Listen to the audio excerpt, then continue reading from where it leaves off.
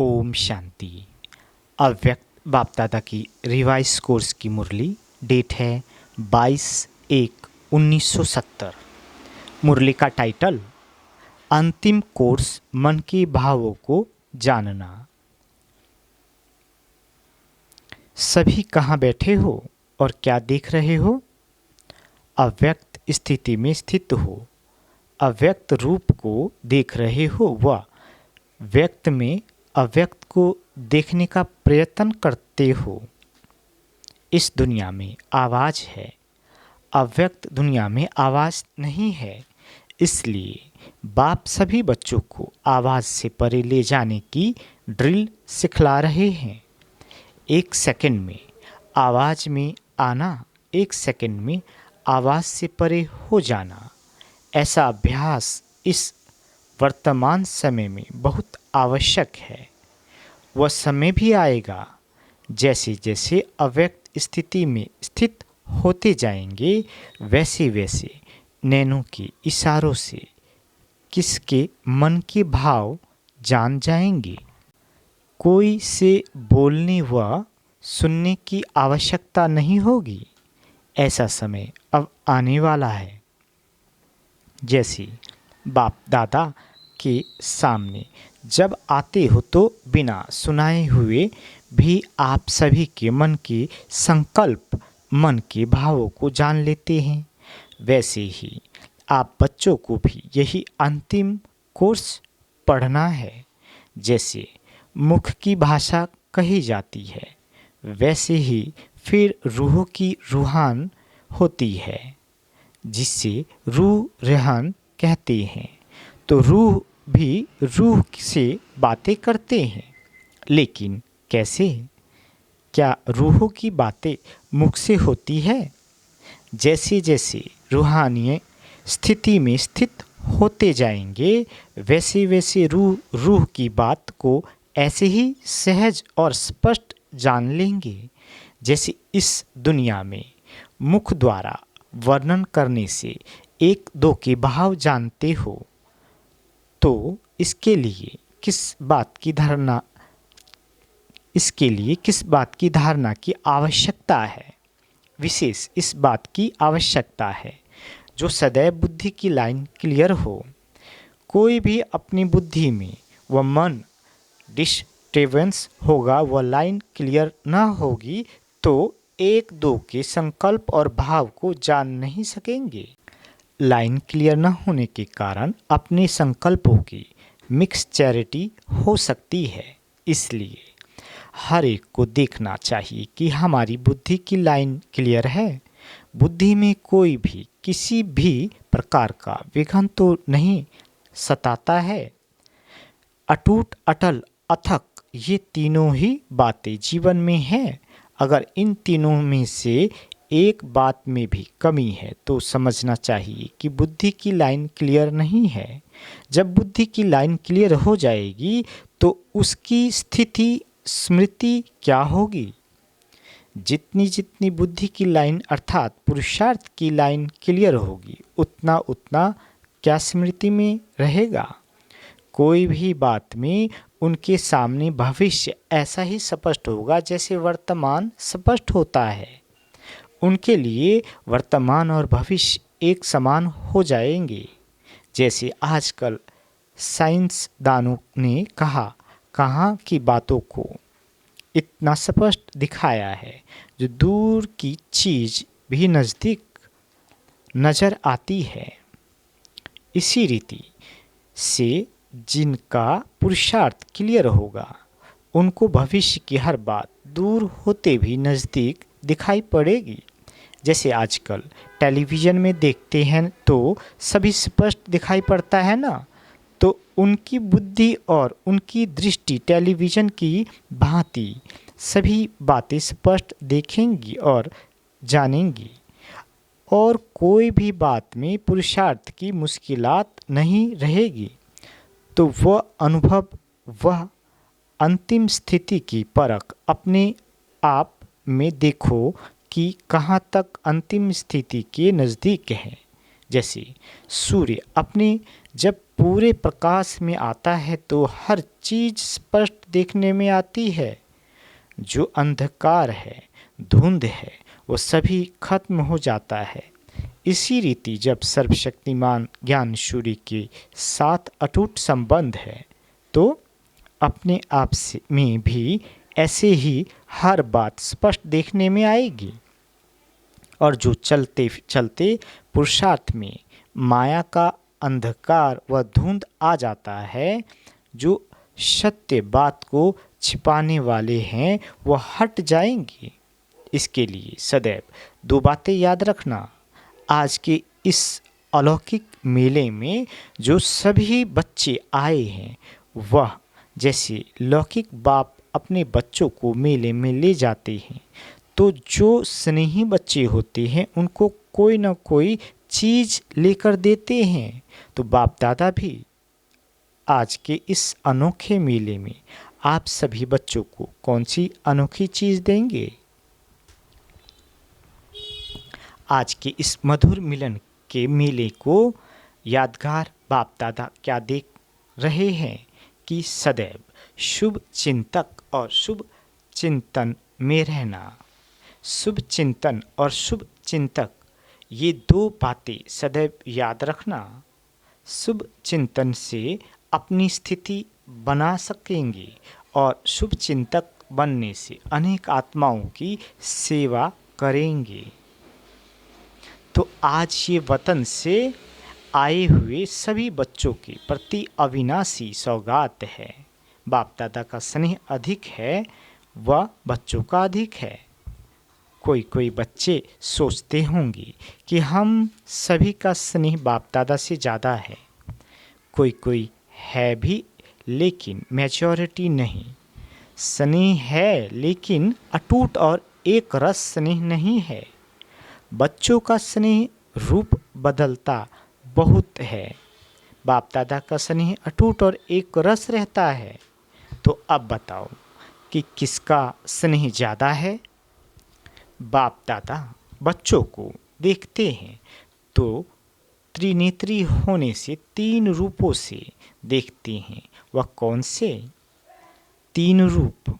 जैसे आप बच्चे बाप को तीन रूपों से देखते हो ना, तो वह सभी जानते हैं, लेकिन बाप बच्चों को तीन रूप से देखते हैं। एक तो पुरुषार्थी रूप, दूसरा अब संगम का भविष्य जो फरिश्ता रूप है, और तीसरा भविष्य देवता रूप। तीनों का साक्षात्कार होता रहता है। तीनों ही रूप एक एक ऐसे ही स्पष्ट देखने में आते हैं। जैसे वर्तमान ये देह का रूप इन आँखों से स्पष्ट देखने में आता है।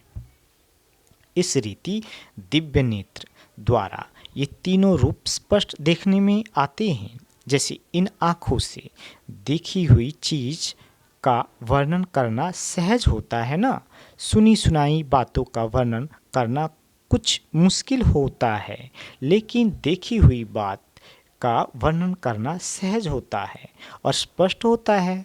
तो इन दिव्य नेत्रों व अव्यक्त नेत्रों द्वारा हर एक के तीनों रूप भी इतना ही सहज वर्णन करना होता है। वैसे ही आप सभी को भी एक दो के ये तीनों रूप देखने में आएंगे। अभी यथा योग यथाशक्ति है, लेकिन कुछ समय बाद ये यथाशक्ति शब्द भी खत्म हो जाएगा और हर एक अपने अपने नंबर प्रमाण संपूर्णता को प्राप्त हो जाएंगे। तो बाप दादा आप सभी के संपूर्ण मुखड़े देखते हैं।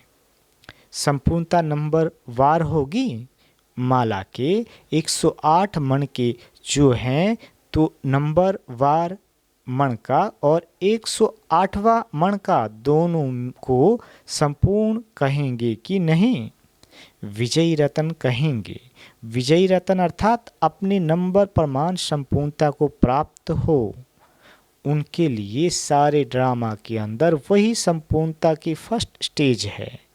जैसे सतयुग में विश्व महाराजन तो 8वां भी कहलाएगा, लेकिन फर्स्ट विश्व महाराजन की सृष्टि के संपूर्ण सुख और 8वें के संपूर्णता के सुख में अंतर होगा ना, वैसे ही यहाँ भी हर एक अपने अपने नंबर परमाणु संपूर्णता को प्राप्त हो रहे हैं।